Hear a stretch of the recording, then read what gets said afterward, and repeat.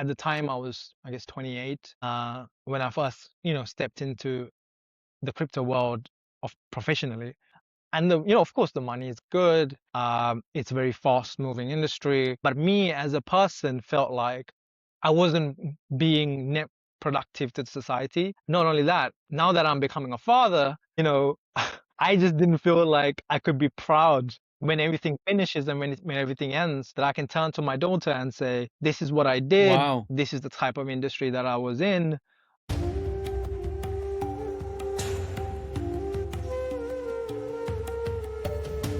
Many people, if not most, will discover Bitcoin through price charts, ETFs, perhaps social media arguments.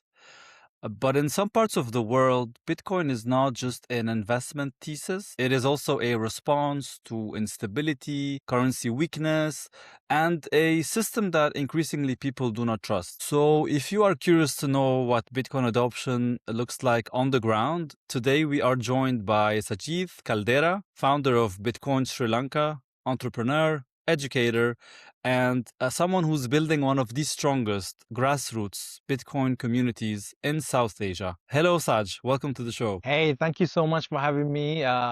And very excited to be here. And that's a very nice introduction. Thank you for that. But thank you, and thank you for your time. You seem like a pretty busy person, wearing a few hats. Looking forward to hear all about that. You've told me before we started recording that you used to work in the crypto world broadly in Coin Bureau. Can you tell us more about that? Sure. So originally, I'm not actually from a crypto side. I'm a software engineer by trade. So Hmm. my university degree was from, computer science with networks. So I already had a pretty good understanding of how things work as well.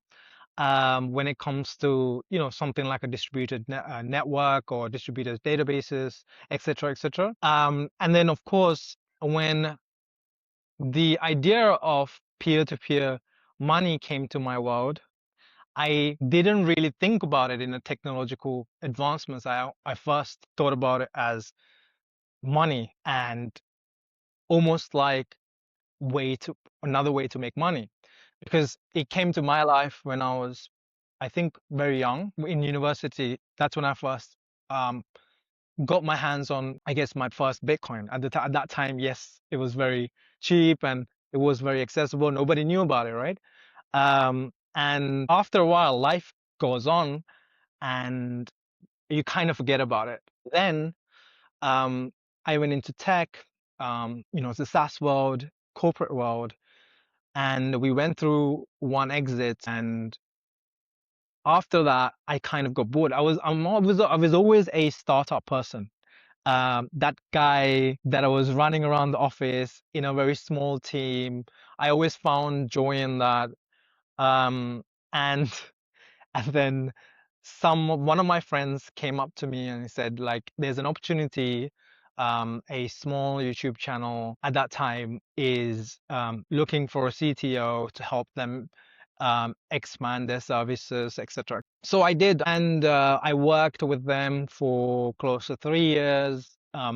Expanded the Nice. team in Sri Lanka for their backend services. So I worked in crypto. I mean, if you know about Coin Bureau and all the other crypto marketing firms, you know what they do. I don't need to get into details of what they do. So, and then when you live in there, in that world, by kind of, and that time, well, I think about 2017, 2018, those kind of days. This was the wild, wild west, right? This is where when Dubai, you know, the ICO hype started and everybody moved to Dubai because Dubai was,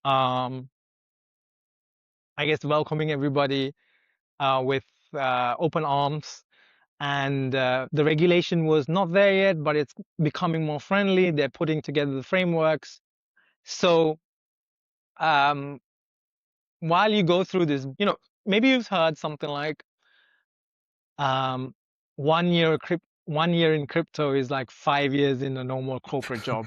And after going through all of that for, Yeah. 3 to 4 years, you start realizing a few things. And I also became a father And I think that's part of it. Like that's a large part of it why I turned away from crypto as an industry, and started to focus on Bitcoin and grassroots adoption and everything that I'm doing today. And I think that was like a large part of Mm. So how how did my it way of exactly thinking change, and changed where to does what it how is did right now. Bitcoin kind of fit into this new mindset of yours after you became a father? Yeah, I mean, I mean, there's a few things. Like where I come from, there Mm. was a string of bombings that basically shook everybody in Sri Lanka. But that's not, it's not because Sri Lanka is not used to warfare. Of course, it's not a, Sri Lanka is not a strange place, for warfare. Like they know what that is. But it's like we had 30 years and then we had peace, and then there was a string of bombs that went off on Easter morning, right? Easter Sunday. So at that time, I was in UK. I was enjoying the Western, life, and I kind of forgot what it actually means to live in a place like Sri Lanka. Sri Lanka is beautiful, by the way, but it Mm. has its own problems, right? It's not a Western country; it's a developing country. Not only that, it's a country that suffered from 30 years of cruel war, right? And I felt like I was living a Mm. life that had a cheat code, right? At the time, I was, I guess, 28 uh, when I first, stepped into the crypto world of professionally. And I and of course, the money is good.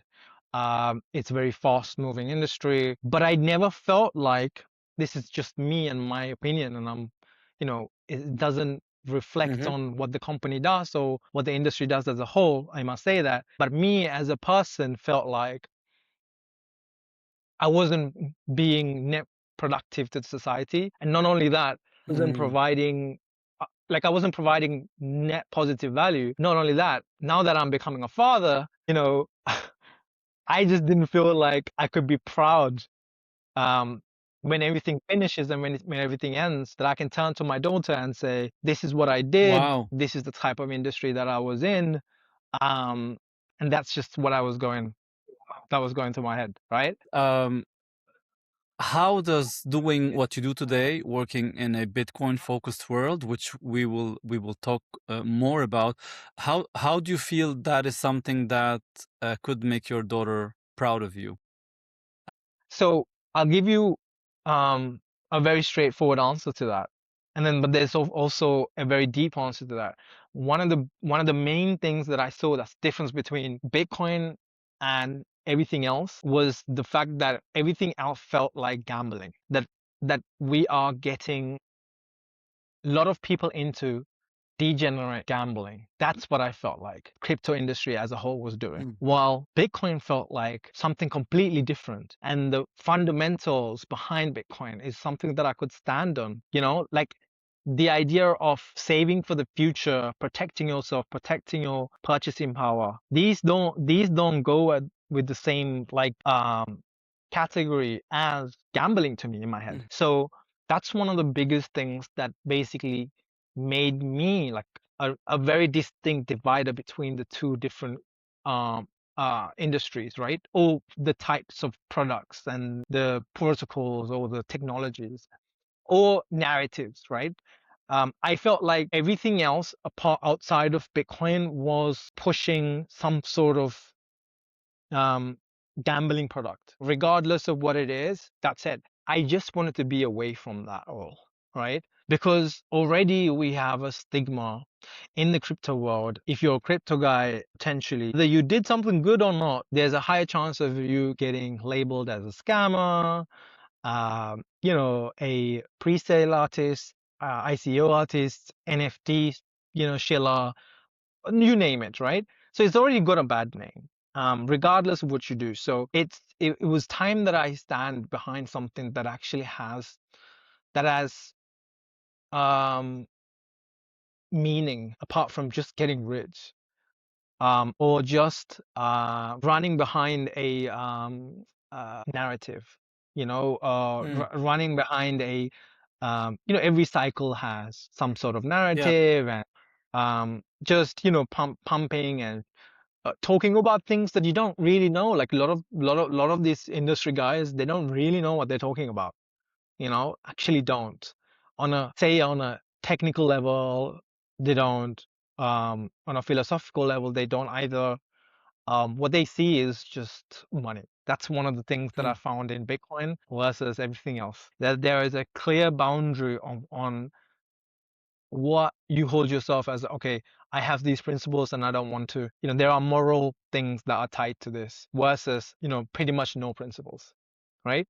And anybody who made that transition between corporate crypto to somewhat, Bitcoin world, um, or Bitcoin only world, they would definitely relate to that. What I mean. Um, so those are the things, and not only that, right? Here, what I'm doing is I'm fighting for and pushing the right to self-custody. Now Hmm. that is a whole nother ball game. It is not about custody of Bitcoin. It's not about custody of anything. It's self-custody of everything. Okay. So it doesn't really matter whether it's Bitcoin or not. Of course, I push and I'm standing behind Bitcoin and the right, the human right to self-custody or have control of your own money. This is something that as a core narrative of everything I speak of is taking back control of your funds. That's what I care about. It's some people care about privacy, some people care about um, you know a lot of other things to do with Bitcoin. I think two of the main things that really resonates with me is the ability to protect your purchasing power away from people that make decisions Yeah. for you, never ask you for your opinion or uh, your input in matters that directly affect you for generations. One. Two is self-custody of your own funds. The money, the labor, the time and energy that you put into, from 8 to, I don't know, 6 or whatever the work hours that you have to collect this token or paper or value, which is your actual, which is your energy, like life energy, Yeah. life essence, you know, and it's so valuable, and it becomes more valuable when you look at it as a father as well. It's almost sacred, Right. right? That you've given up the time with your family um, to gain this paycheck or whatever, right? It is. If you're an entrepreneur, it's something else. If you're a 9 to 5 worker, it's definitely your paycheck. And that being degraded and diluted away seems like a crime to me. Seems absolutely ridiculous. So when you look at it that way, and there's many things that people can do to, of course, protect themselves against that. But I believe Bitcoin is the best way because it doesn't have a counterparty risk, and this is the best way, in my opinion, to save yourself from being debased. Therefore, this is what I choose to stand behind. So that's why, you know, that's the long-winded answer No, to your but I love question. it. And you mentioned so one of your North Stars being the importance of allowing people to own their money, and coming from Lebanon, a country where people today have their own money stuck in the banks, unavailable to be used, to be withdrawn. You only have access to a limited chunk every month that you can withdraw, which is insane. So this is something that drives you and drives your mission. So let's talk about concretely what you have been doing since you moved back to Sri Lanka. But just before we do that, can you tell us a bit more about Sri Lanka in general? You mentioned obviously the 30-year kind of peace, and then the tragic incidents in 2019. But what is the country like in general? The economy, the currency, the financial system, and what misconceptions would you say people who have no idea about the country might have about it? Okay, number one misconception is that we're like India because we're just this Mm. tiny island below India. Seems like um, You'd be like your neighbors. little brother. Ah. Exactly. Even though we have many similarities with our neighbors, we are nothing alike. It's an island. So, I believe, this is a completely different culture, and how we do things is slower, and it's more beautiful. I'm sure some people might not agree, but we have really nice, pristine beaches. We are also known as the Pearl of the Indian Ocean. Um, there's two reasonings behind that. First reason is actually looks like a teardrop, Mm. a little pearl shaped island in the Indian Ocean. Second is actually the fact that the soil is so rich from gem. There's a lot of mines, and the soil itself is, you can find the best sapphires in the world in Ceylon.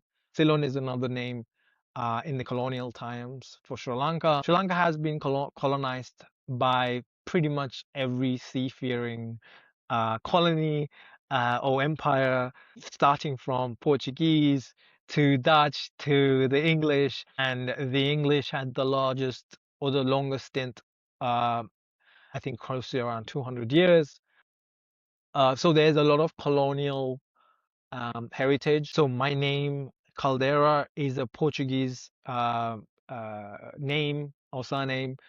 And then there's a lot of Christians due to the fact that Portuguese and Dutch and Christians were colonizing Sri Lanka. But the main religion in Sri Lanka is Buddhism, and there are few different languages and religions in Sri Lanka, Buddhism, Hinduism, and also Islam and Catholic slash Christians. There was a war, so just to correct you right there, the war was 30 years. The Oh. peace was around Oh, 17 okay. years. Okay. So funny, same number of years since we had Satoshi Nakamoto's, white paper as well. In 2009 was when we actually got peace, the end of the war. The war lasted for 30 years. I'm not going to go into that, but um, everybody everybody just needs to understand that everybody's happy with things how they are. The peace that we have right now is very valuable to everybody who lives in Sri Lanka. Sometimes people who are outside of Sri Lanka thinks they know what's best for Sri Lanka from outside of Sri Lanka, and tries to stick Mm. at the wounds to bring up things and stir things up, while the Sri Lankans in Sri Lanka are very happy with the 17 Of years of course. peace that we had. um and and uh and it's valuable. It was I was here when the war happened, and my dad was also a veteran. There's obviously many people that got hurt during the war and everything, as you know, from Lebanon and what's going on over there as well. Yeah. You kind of get desensitized because you're around that all the time, and what you see, things, the news that you hear is not doesn't affect you when you live in it. Then you have a break and you move off to what the West, come back, and you start hearing this and you start seeing these images again. That hits you, right? And that's what happened for me to me. And not only that, in 2020, and we know what happened, COVID, right? COVID hit Sri Lanka. Now the problem with Sri Lanka is that we are Mm. very dependent on tourism, and during COVID, the government chose to um, close off the borders. And also, not only that, there was another reason why they chose to remove all fertilizer, chemical fertilizer from agriculture, and use only organic fertilizer, I guess, and organic, and it started organic farming. This was a double whammy with COVID. The food shortages, um, and because we didn't have tourists coming in, we depleted our Yeah. um, dollar reserves, caused immense pain to people. And I was here because I had a company here. and I needed to obviously provide things. They had no food, literally no gas. All the shops were closed. Um, no petrol, diesel, and people started to revolt. So you see there was a revolution in Nepal, Bangladesh, I think Maldives. There's a bunch of places that Mm. people had enough and kicked out the um, ruling party. Now it started off in Sri Lanka. It was like our Arab Spring, I guess, right? Uh, it's South Asian Spring, I guess. I don't know, but this is where it started. People got to the streets. If you can see online, and what happened, it was something called the Aragale. Aragale means the struggle, and it was a community movement, people's movement, because our real inflation hit 120%. And of course, the recorded and official records are 60%. It was definitely over 100% because overnight there was, I believe, 100% increase Mm-hmm. in the dollar exchange rate. That's crazy to obviously go through as a country that doesn't have dollars. So $1 was 300 and roughly around 305 a year ago, and now it's 330 plus, and it's rising very high. So it went from 360. It actually started from, I believe, don't quote me, I can't exactly remember, but it's something like That's before COVID. 180 to 200. Yeah, before COVID, 180 to Yeah. 360, then it went back down to 300, and then now we're going back up again, due to the Mm-hmm. energy Mm-hmm. inflation that's coming up for everywhere. So Mm-hmm. it's external factors, but countries like Sri Lanka are affected pretty badly because we're very energy dependent on what's going on in the Middle East. So this is a very deciding time. As we speak, the government is basically rationing. I'm sure rationing is not something that everybody's new to by now. Pretty much all governments around these kind of areas have started to ration.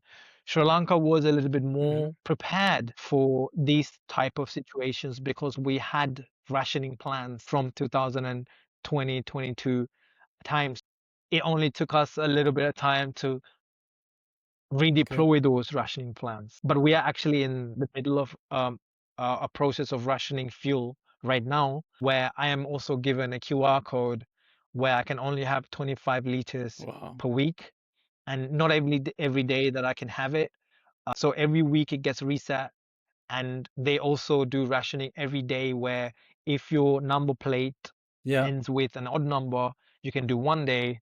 Well, it's like that to reduce the It's it's crazy. crazy. It Like is crazy. I'm talking like this is normal It's life, but for us, bro, for us it is normal.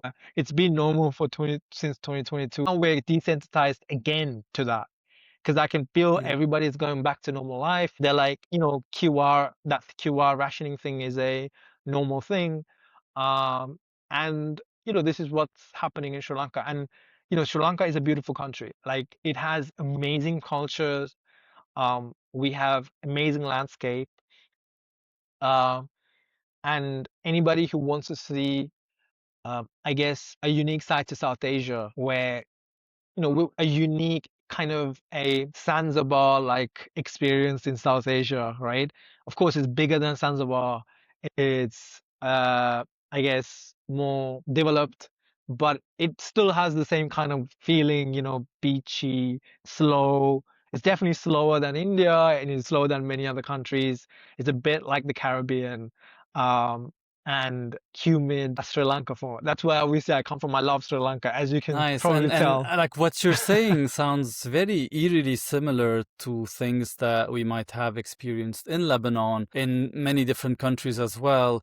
The rationing, the economical pain, the QR. Every time I hear QR code, I get some sort of PTSD.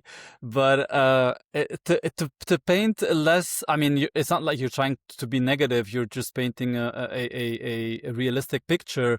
What have you been doing in Sri Lanka? So you founded Bitcoin House. You founded also Bitnomi. So tell us, let's start with Bitcoin, with the Bitcoin House. It is a physical space. I've seen some photos. It looks very Yes. nice, very inviting. Um, like why did you create that? What kind of people go through the doors? What do you offer there? Okay. Let me start the story on from the beginning. So, when we went through the economic downfall, that was a wake-up call for me as well, from a person from, crypto, Bitcoin. Look, um, I understood Bitcoin, what it did and what it can do to Sri Lanka. I just didn't have the motivation to kind of push myself to go and do something. I would say some would say Mm-hmm. crazy like this, right? What I'm doing.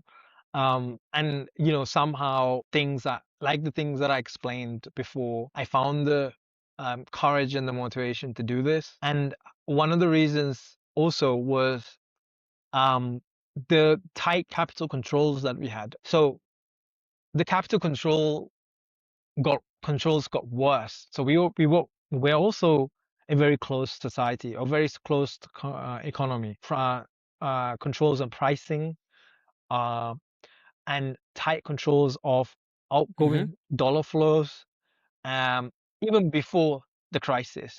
When in 2022 onwards, when that happened, you know what they tried? Anybody who had a dollar account, it auto converted the At money what every rate? month, At what LKR. rate? And the excuse was whatever the rate that they feel Nice, like having on that day, because nice. they control the rate anyway. Okay.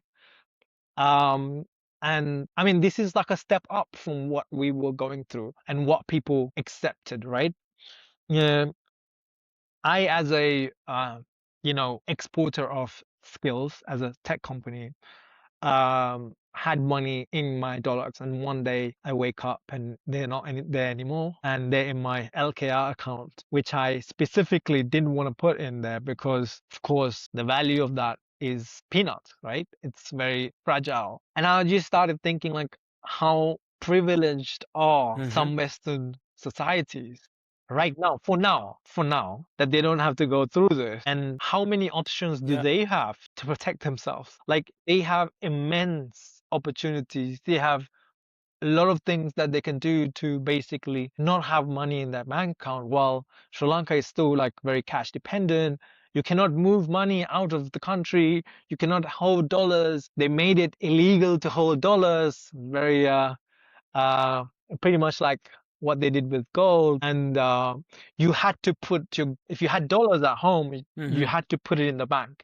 If you don't, then Against the law. you're Yeah. you will be charged against the law, right? And these are the kind of things that made you realize a lot of people still don't understand. Maybe because we're an island, and maybe because it was intentionally kept this knowledge of what Bitcoin actually is. So what we decided was we need to first teach people, okay, what this is. And when I found myself in Sri Lanka after leaving crypto world, I wanted to basically bring some of the good things from that world, which was, of course, Bitcoin and the ability to self-custody, and give people real financial freedom.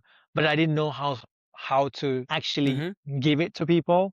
Um, so I knew how exchanges worked. I knew how all of these things, liquidity providers and wallet infrastructure, everything worked. But it doesn't matter if people don't know what it is and how to use it. So me and a few other people, um, were brainstorming, and we basically said, since I'm already very aware of the marketing side and the media side from my previous experience in Dubai and UK, let's start a YouTube channel.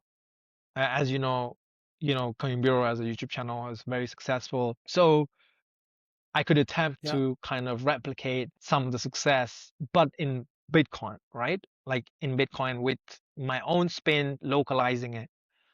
And And we decided, okay, like, what do we do? Do we do this in English or do we do this in, do we localize it fully? And a lot of people said, do it in English, please, because there's a bigger audience. But who is that? Is my audience like, what are we trying to do here again? Let's go back to square one. Are we trying to bring back what Bitcoin does, all the good things about Bitcoin and how to empower people from what I've learned from Bitcoin to Sri Lankans or Mm. people outside of Sri Lanka? Anybody who understands English, there's so many content that's outside that's done by way more qualified individuals, um, with bigger budgets that they can enjoy and, very high production value as well. And I said, no, no, let's try and do the hard thing, which is actually to do this in Sinhala. So that's my native language because I've been living in UK for 18 years. That means more than half of my life I worked in English and talked in English and started thinking in English as well. My Sinhala was not that good. I was still fluent, but not fluent enough to Yeah, get behind a camera and start yeah. talking about complex topics like Bitcoin, And also right? all these technical Um, terms but sometimes do you not know, translate very well. exactly, and we were building like the term for self Yeah, custody wasn't even a thing, right? Uh, and we actually came up with a proper term for self-custody, in our own nice, language that nice. actually makes sense. So these are some of the things that I had to do with my team, and I already had a team, from the technical part, so I had to bring together Mm. a production team that wants to help me with this project, right? And right now, uh, we have close to about 5,000 subscribers, and which is I think it's a achievement because, in my opinion, it's Yeah, a highly absolutely. niche subject, right? Um, and the topics that we cover are highly, highly like Hmm. non-speculative, no trading, no leverage, DCA, self-custody, The boring stuff that basics is of nobody what it finds is. exciting because they want to 100x their money in 2 hours. Exactly, exactly. And what money is, the history of money, Austrian economics versus Mm. Keynesian economics, all of those kind of boring stuff that actually matters. And I felt like really empowers people, pure financial knowledge, financial education, and with the Bitcoin and what Bitcoin does. So we're trying to tie that up, right? So um, that's one of the projects that we're doing and we're continuing. And I always had a dream to have a exchange that was more like a not a trading exchange, more like an asset um exchange where they can on and off ramp on self custody because I was fascinated by what Francis did with Mm. Bull Bitcoin in Yeah, Canada. yeah. You And now know in his Europe, story, right? I think in South America as well. Yes. So I was very fascinated by that. I was really motivated by what he's done, which was, full self-custody.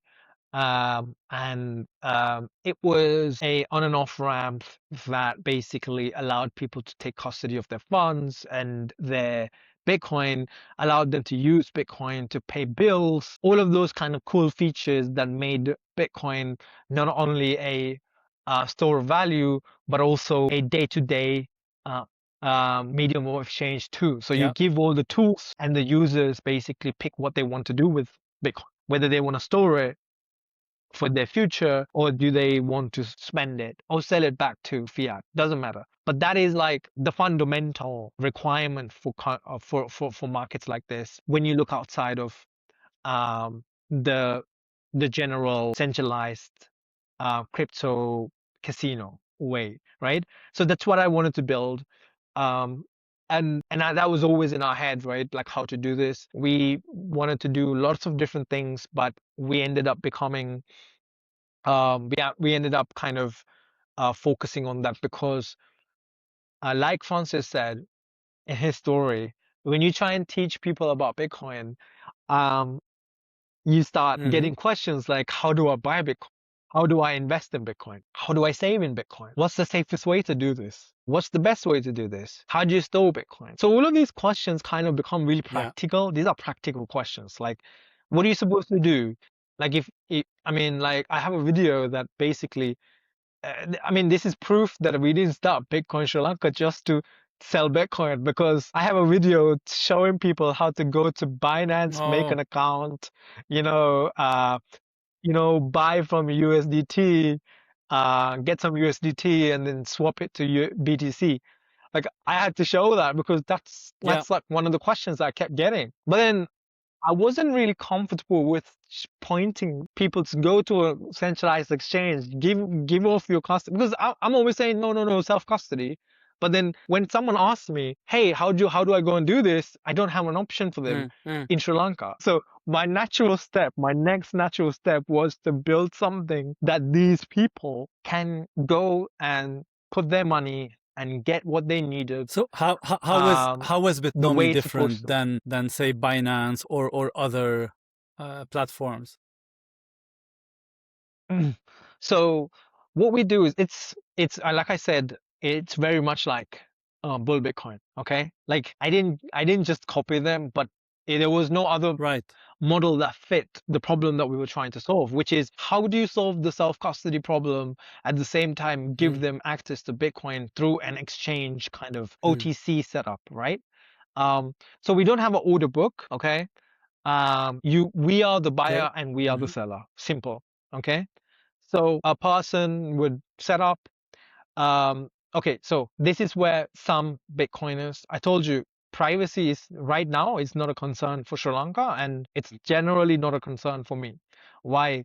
Because I'll also explain why in a minute. But this is a fully KYC'd platform, full KYC. Because look, I told you just before this meeting that we're helping the virtual asset service asset service provider framework, and that we're pushing forward to get recognition as Bitcoin as an asset. Some of the things that you have to give over is this Right. part of Right. non KYC Bitcoin because it's a compromise between Mm. do we get people access to this thing or do we fight against the author or against the Yeah. authorities? It's a matter of how do we compromise enough that we don't compromise too much, but Mm. still we get a result as well. And my point was that I told you custody has to be with the people and access to Bitcoin, a safe place to buy and sell Bitcoin and use it however they want to. And this is what I focused on. And privacy, I didn't give a lot of thought to. And some people might agree or disagree on that, but it's a bit like this, right? You know how in Yeah. Bitcoin Yeah. you have Totally. speed, yeah, speed and decentralization. Well, I had to sacrifice privacy Mm-hmm. in this corner, uh, in this round anyway. So, uh, and that's how we became the most compliant Bitcoin gateway in South Asia, without a doubt. Okay. Then and why I had to put so it's a wallet. It's a wallet with an exchange attached to it. Um, Unlike well, Bitcoin, which has an open source, fully non-KYC wallet, and as well as a um, login and protected KYC exchange, we've built the whole thing Mm-hmm. in one wrapper. Okay, so someone comes up, signs up, um, they get to KYC and they get a wallet. Okay. And this is fully self-custodial. We don't keep any key shards. We don't have any multi-level, multi-sig stuff. None of that. This is Mm. literally you Mm. lose it, it's gone. Okay. Sorry, that's your responsibility. However, it's KYC. Don't see we have a compliance officer. Sri Lanka's Nice. first compliance officer is from us. Certified, compliance officer. We have a compliance team. We have compliance, full compliance architecture. We spent a lot of time and money building those things properly because I didn't want to play around with what I'm doing. Like I really wanted to take this seriously. So off the get-go, I will tell you what most Bitcoiners hate. We have transaction monitoring, we have on-chain monitoring, we have PEP screening, we have sanction screening, we have all of that built into our platform Mm. because that's a requirement Okay. for me to do what I'm doing in Sri Lanka. It's a sacrifice that I had to make in order to do. Like, how do you think that I can have in the middle of Colombo? I can have a house that says Bitcoin house. It's a big middle finger to the system. Why would they let me allow me to do that Right. and keep Right. Yeah. Bitcoin Mm. non KYC? That's not going to happen. Not none these parts of the world, and that's a pipe dream um uh for people that would say no, no, no, no, like non KYC, no one KYC. Yeah, like of course you have the right to have non KYC BTC, and I would love to give people the ability to do that. Unfortunately, with the constraints that I have, it's a fight that I didn't choose to fight because I Right. had Yeah. other Yeah. battles to be won first, right? So while we are actually fully accountable Yeah. because we're a domiciled Yeah. business run by a citizen of that country, right? It's a different thing to running one of these things from And having Singapore, an army right? of lawyers, Ups and downs, having a as well huge as, of army of course, lawyers, and yeah, of course. No, but actually, despite perhaps some Bitcoiners not liking this idea of full KYC, I think it's important to handhold your clients, accompany them in the beginning, and just make sure that they understand the risks involved, and it's part of a journey. it's your choice. You get to make that choice. Okay. So I've given that choice to people, and that's something that I'm proud of. Even if Bitnomi as a platform goes bankrupt, gets hacked, whatever, your wallets are fully recoverable through any other open source wallet, including your Lightning wallet. Nice. Yes, we support Lightning, Um, fully non-custodial so, Lightning well, as first of all, well. congratulations. And I'm sure you said it took at least a couple of years to get there with the regulators. You said you're working on a digital assets framework with the regulators in Sri Lanka, which I'm sure is not easy, but congrats. There's lots of obviously lessons learned, and it's nice to develop a good relationship with regulators and being transparent. And so initially you mentioned how important self-custody was to you. Uh, besides cash in your hand or gold coins or Bitcoin, I don't think there's anything that you can truly own without a third party. So, how do you explain self custody to people who have never really Yeah. thought about that ownership mismatch? And what do you think is the biggest fear for people when they realize that they are their own bank now? Exactly. So, I guess this is where our Hmm. story about the Bitcoin house comes in. So, with the um, online education things that we started, came the need for a community, right? So, we must also have a place where people can come and talk and ask questions. And at the beginning, We did it in cafes whenever we could, whenever we had the time. At first we wanted to do monthly, then um I said to myself that I'm going to do this monthly, but never actually happens. Monthly, so this became a bit of a annoying thing because one of the main strategies on how to show people how these things are done, like how to take custody, what it is, what it means Hmm. to take custody, is by actually doing it and showing them.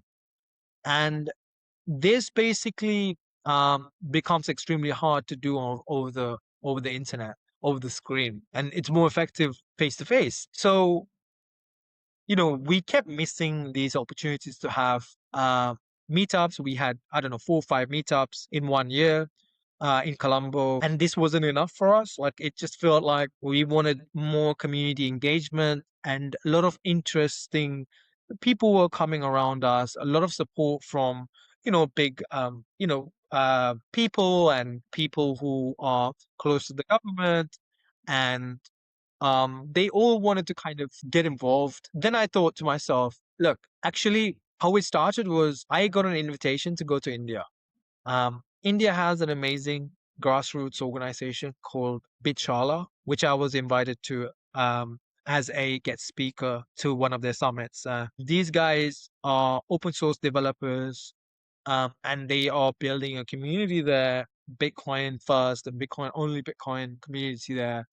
And um, this gave me an insight into what Indians are doing. And I went to Goa, and in Goa, there was a cool little community house that they opened up. I don't remember exactly what it's called. It's a Bit Space Goa or something like that. But I also found out that previous to that, there was BitSpace. There was something called BitSpace in Bangalore, which is a office space. I guess that's where they worked from. These open source engineers that contribute to uh, different um, companies like Bull Bitcoin and different projects like Nice. Nostar, etc., etc. That's where they worked from, and they uh, built their network and the community from there. And this was a place that anybody could just walk in and just talk to people. There were designers, Bitcoin designers that help people how to design, developers, protocol developers that help people how to get into this business of open source development. And when I spoke to Raj, uh, who's the founder, after the conference in Goa, he told me one thing. He told me, Saj, you guys need a Mm. base. You guys need a place where they can come and speak, touch, connect. So if you have a place, if you have an office, why don't you convert some of that to kind of portray the message, to carry on the message? And it'll be great because, it's always good to have a physical space. Um, this kind of resonated with me a lot, but it took me a couple of months, and then afterwards I put together a plan with my team to bring this together, right? So this is what the Bitcoin house is. So if you type in Bitcoin house Sri Lanka on Google, you can find that it's a 3-floor building, and this building was actually our office. We own this building. It was already kind of underutilized for what we really wanted to do with my other businesses. So what we did was we rebranded the whole place, and we we built and we converted this place into a Bitcoin place. But basically on the bottom floor there's Bitcoin lobby, which they come in. There's a big mural that says, um, money is broken. Try this, Yeah. and this hands of Michelangelo, handing over Bitcoin, and some artwork from Apex Nice. Bitcoin that I met in Amsterdam. Mm. Amazing pencil artist. Um, Maybe you follow him on Twitter. If you do, he's got amazing artwork. And we have the uh, Bitcoin white paper, um, the economic policy, the explaining the how the uh, halving schedules work, and you know, also the halving, also the Genesis block, explaining all of that in all 3 languages, and um, also a place where people can see like real Okay. life miners, a Bitaxis working a node, a real life node that's actually working and connected, and also hardware wallets, right? So this you can use, you can, um, touch, ask us questions, all of that. So the idea, this is the reason why we built this, is because now we have a place to have more meetups, more programs, more things that allow us to reach out to the public. And not only that, public can now easily reach out to us. Before, it was Yeah. our private office. Now it's not Nice. private anymore. The lobby is fully open. There's always someone there, and even the weekend, someone is usually there, right? And that's just the lobby. The second floor, the floor that I'm in right now, this is the Bitcoin studio. So anybody who wants to do anything to do with Bitcoin, Bitcoin work, Bitcoin Nice. podcast, we have 2 studios here. One for my Bitcoin Sri Lanka work, and this is for we recently started a podcast called Bitnomi. What's the solution? And this is I'm sitting in the podcast studio right now. And next door, there is something called the Bitcoin Lab. That's where all the developers get into their stuff, right?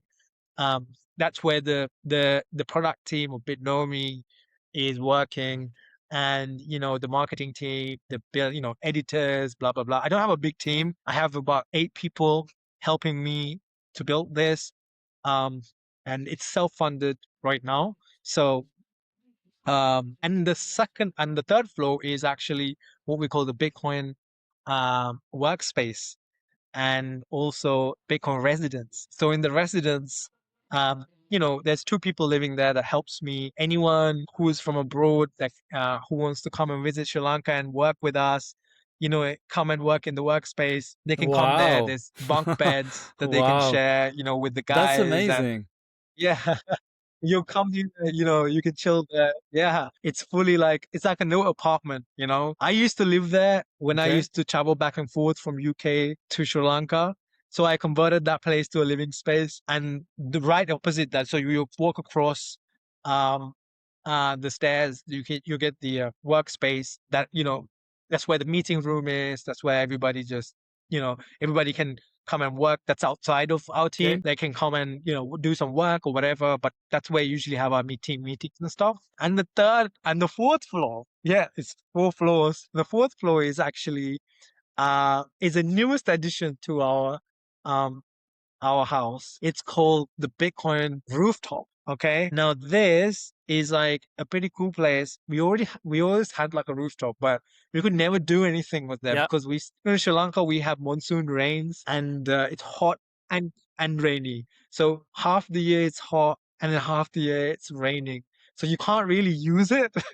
It's too hot or it's too wet. Now we put up a roof and we can use it, and that's where our community gatherings are. So we already had 3 gatherings, and it's a really cool place. People come and they don't leave, and thank God that this is something where we own, because otherwise we would get kicked out, right? Because the community would come and they'll stay till 2 a.m. Talking, and it's pretty cool. This is why we built this place, right? And the next day is difficult because waking up, going back to work is usually been difficult. But this is and going back to your question, Sri Lankans, look, there's an Hmm. immense distrust of government, and it's continuing, right? Sri Lanka's never really trusted the government. Like, there was a revolution. Of course, we don't trust the government. But for some reason, I think it's Oh. cultural. They Hmm. trust the money. It's definitely cultural, right? Money is a very cultural concept, right? Like the idea of money. If you don't get the idea of money through to someone's head from young, like my daughter's age, she's 3 right now, and I'm trying to kind of give her, uh, I guess, lessons of what money is and what, because if you don't really get it into your head what money is, it's actually a tool and it's kind of useless, and it's something that we should be storing our value in at time, and we can't do it because it's not valuable, right? All of those things, if you don't understand it so early, it's very difficult to kind of get it later on, because it's almost like the red Hmm. pill and the Hmm. blue pill situation. Because you know what, it's exactly like that, because it's like almost coming off a matrix, understanding what money is, and it's a really hard thing to do. Thankfully, economists and government is doing a great job at explaining what it is without us getting involved, and it's slowly kind of getting into people's heads, because now um, our local currency is now perceived to be useless. Before it was. Now they understand that this is useless. Okay, slowly, but their first choice is US dollars. The first choice after that is US dollars, right? But they don't Only understand it's a that bit the same slower. problems exist there. It's just it happens a bit slow, right? But I think slowly people are trying to understand the idea of protecting the purchasing power, and unfortunately the trading noise in Sri Lanka Hmm. is very loud. It's super loud. The whole leverage, casino stuff in Sri Lanka is it's crazy, and I think that's because people are very and it's part of the fiat system. It's part of the Yeah, the high Keynesian time way preference. of doing things. Is because yes, exactly, high time preference kicking in now, and it's very prevalent in our society. Um, and but with the latest situation happening, and even now as we speak, our currency is devaluing very fast, right? It's a recent development, and in the last two Mm, months things started kicking off again, and people I can sense with the questions that I'm getting, people are interested in what to do, and obviously their first option mm, is dollars, and they don't have access to dollars. Okay, they actually don't have access to dollars. And the second thing that they're looking for is gold. And as you know, South Asia, we have a cultural importance. We put a cultural right. importance in gold since young, uh, especially women, right? So women, when they're born, I mean, all babies when they're born, they get gold, and that's it's necessarily right now it's seen as a gift, but historically it was not a gift. It was always Yeah. value to be kept for the future, right? It's something for the future, because these gifts, they don't really get used most of the Yeah. time. They get stored The somewhere, parents keep it until, let's say, the safe. child is Okay, 18, and then they and might offer it to him or pay university or, whatever. when you really need it. Yeah, when they really need it. Like, if you really Mm-hmm. need it, then you take them out and maybe pawn them or sell them Mm-hmm. or something like that. That's the idea, right? Um, and that's like a store of value. That's what store of values are supposed to be. That's the definition of what store of value is. And so they understand what a store of value is. Um, so my cross between what Bitcoin is and how to get it across to them is what Mm-hmm. gold is. Like, it's It's a great very analogy. um Yeah, like a bridge. um, relatable when you talk of it as gold. It's a bridge. Exactly. It's very easy to talk about it in terms of that, because we already have that mentality, right? But because it's something that you can't touch and you cannot see, that's why we The built physical Bitcoin, space. the Bitcoin house, so that they can see physical space, they can see the miners, and they can see the nodes. And whenever, I've named that wall the Bitcoin Trinity, right? Yeah. Because those are the three hardware that runs the whole network. Yeah. The physical things that you can touch in that network is those three things. So it's very easy for me to explain these things to them with like all three languages in front of them, explaining what it is, etc., etc. And the custody, right? The self custody part is it's a whole nother thing. I mean, look, people who come to me, they are um people who kind of also understand about the crypto culture as well. And one of the main things that I keep going Yeah. to is the FTX debacle, and um, you know, and the idea that Bitcoin is something that you can truly own because there are no counterparties, like we explained, right? But this is a huge. It's something that I have trouble explaining, because it's a concept that I don't think a lot of the world is ready for, regardless. Like, not like I don't think even the people in the West understand that concept. And Sri Lanka, the mobile penetration, like, it's not like M-Pesa, Mm. Mm. or it's not like the the QR system in India. What is it called? Uh, I forgot. Uh, the UPI in India. UPI in India has been used by millions of people, millions, or I think 90 plus million, oh, lot more than that. No, in Kenya, M-Pesa Yeah. system has been embedded in the culture, and everybody uses it. So it's very easy. It should be very easy Mm. for them to kind of understand this, Mm. compared to Sri Lanka, which is still cash based, very cash based society, right? It's becoming less and less, and becoming, now they're going into card. But this is a real hurdle. Like, I'm not gonna sit here and tell you that I got everything figured out, because this is a real challenge that I have. Is the self custody part.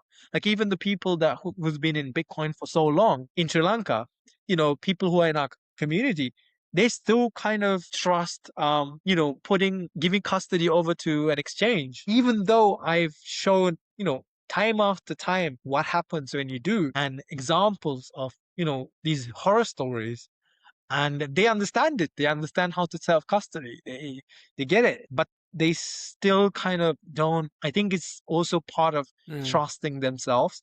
I think a lot of people, what I find is that they have trouble taking responsibility. So in UK, we used to call UK a nanny state. I Absolutely. don't know if Yeah, you you like to understand be what the nanny nannied. You state, the like to be term is. taken care It's of, when of the course. government takes pretty much full responsibility. Exactly. And pretty much all states, including our country, are used to that, because Yeah. anything happens, they look to the government. Anything. Like you must find a solution. Like you must find, like if economy's got, it's your fault. Um, give us a solution. Please debase. Please give us cheap rice. Please give us cheap flour.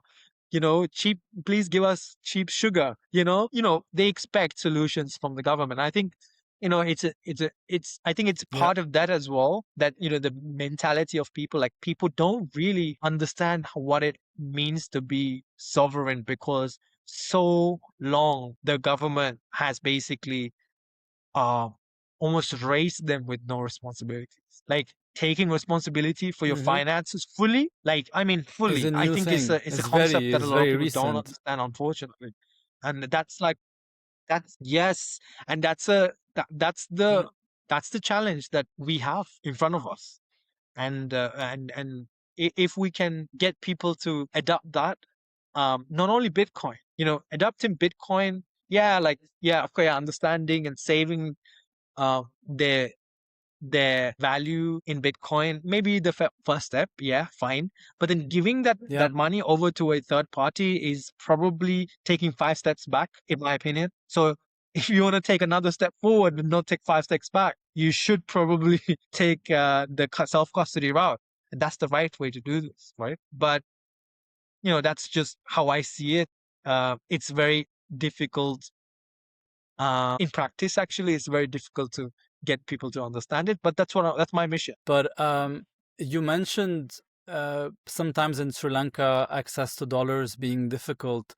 Um, what about USDT? And is it a project of Bitnomi to also include USDT for people who want to save Yeah, or use so US dollars? right now, my focus is actually on Bitcoin, because it's a Bitcoin fast, and it's not a Bitcoin only project, because whether you like it or not, Okay. fiat is here to stay for a while. And Yeah. you know, I let me explain it like this. The main target and the final target and the final goal is Bitcoin. We want people to move to a Bitcoin standard. Let me just set that standard right there. Now, how do you get there? Okay. I think different people take different routes, right? Some people pretend like, I think I don't like this particular route. They think like, yeah, the audience, they want crypto, so let's give them crypto products and hopefully they'll move from crypto to Bitcoin. No, they won't. But while I was here, a lot of that demand is for stable coins. Yes, Mhm. centralized, even more. Yes, stable coins give uh banks and um USA and financial entities in USA and the legal entities in USA and um, a lot more power over your money. Yes, we understand that. We understand that it's more centralized than ever, and potentially more fragile than ever. Using decentralized or decentralized quote unquote technologies to push stablecoins. But in Sri Lanka, the demand is actually for stablecoins. And you're probably not surprised. People understand what USDT is like that. I would say, so I am Mhm. 32, 33. So my generation understands what USDT is. If anybody has a phone, if anybody has a has a has a smartphone, I bet they have Binance as an app installed. Okay. Yeah. So Yeah. they understand the idea behind what USDT is, or USDC, mainly USDT, these parts of the world. So I see that demand as a business is around stablecoins. And not only that, strategically, if I was to give a safe place to store and transact in stablecoins, remove the chain abstraction so that it doesn't matter which chain that the money or the stablecoins are stored, as long as people can store it and send it off ramp it, on ramp it, then I feel like, that is the first steps to onboard the normies, what we call the normies, right? Um, and normal people who have not actually experienced what Bitcoin gives them. But if I have the ability on the app to um, buy Bitcoin using their stablecoin, because there's a lot of stablecoin income earners in Sri Lanka. There are a lot of developers, freelance workers, gig workers that wants money to be. They earn money in USD actually, and they want to keep it in USD because changing it when they have to. That makes sense actually. That, like, why would you convert all of your earnings to a currency that debases faster? That's the right thing to do, is actually to save it in a currency that you're comfortable with and it debases slower. So, but there's no way to actually introduce that to people. So recently there was a company that actually did that and completely just disappeared with people's money, right? So so they Oof. they did provide this service where people could get online bank accounts from GBP, Bridge from Stripe. Maybe do you know that? So Stripe acquired a I'm not company called familiar with Bridge it. No. that allows people around the world to get um, uh, GBP accounts, USD accounts, and SEPA accounts. And then any Okay. incoming transactions gets turned into stable coins where they can custody. They can self custody, which is really a nice idea because this means everybody from Lebanon, Egypt, Sri Lanka, Turkey, wherever you are, now you have access to, bank accounts around the world, but they're not actually bank accounts where you can store Mm. money. It's actually like a gateway that basically converts Yeah. um, fiat into stable coins, right? And this process was available to Sri Lankans through an app. I'm not going to mention the name. It just basically disappeared with people's money. And this is a problem, even though like it's self custody. People say it's self custody. It's like commissioned custody per self custody. Yeah, so you're building it nice and steady with a vision, with your vision in mind, but just making sure you, Thank you you. you get there. And yeah, wish you all the best for that. I feel like we need to get you back for a part two. I Let me haven't know. covered half of the questions that I had for you. So to to wrap it up, I just maybe a couple of quick questions. Um, where do you think the It's a next very hundred easy question for million me. Bitcoin Um, users are they will gonna come come from?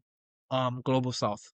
They will 100% come from the global south. The reason why is because it's starting to feel like Bitcoin was built for us. Okay, even though it was the West, we don't know where Satoshi Nakamoto is from actually, Mm, but but mm, but with the evidence, we can say that it's someone who was in maybe right. residing around California, uh, and he was US based, right?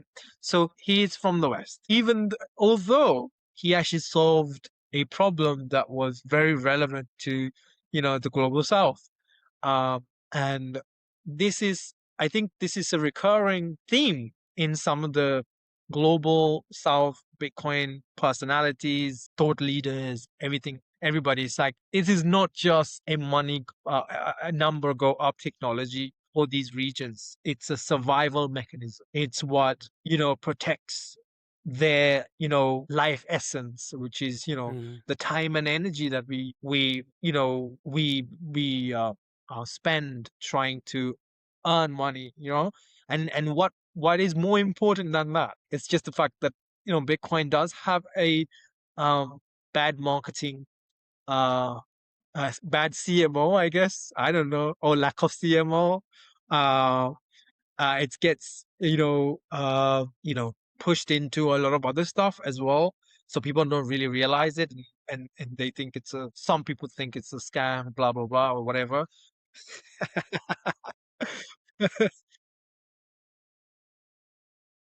It's just the fact that generally people try to bundle all the bad stuff with the good stuff.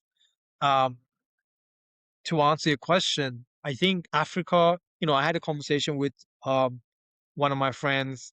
He traveled from Cairo to Cape Town, looking for Bitcoin communities across those across about 10, 12 countries, and this was just something that he Wow. did, where he sold everything he owned and just went on this trip with his wife.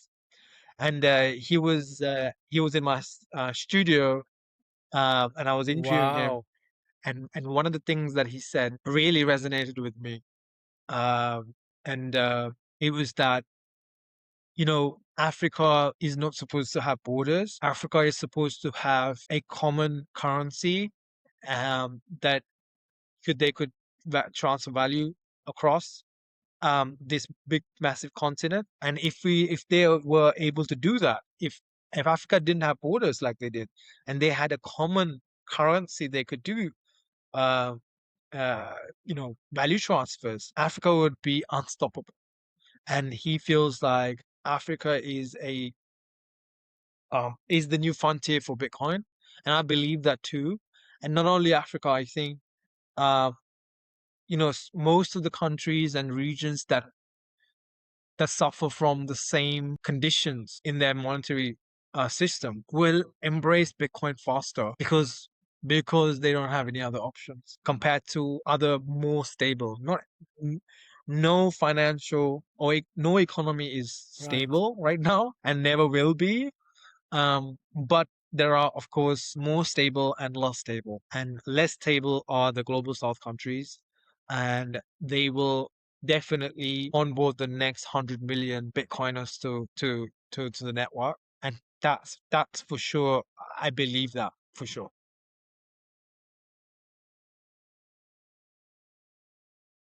Yeah, adopt Bitcoin or get left behind.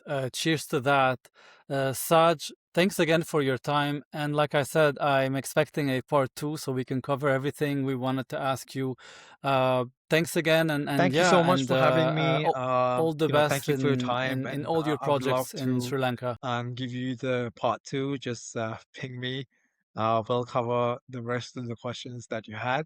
Um, Best of luck, and of course, stay safe out there. I know it's a bit of a hectic time for Lebanon as well. I hope you and your family stay safe. But yeah, of course, stay in touch. Right. Really appreciate it.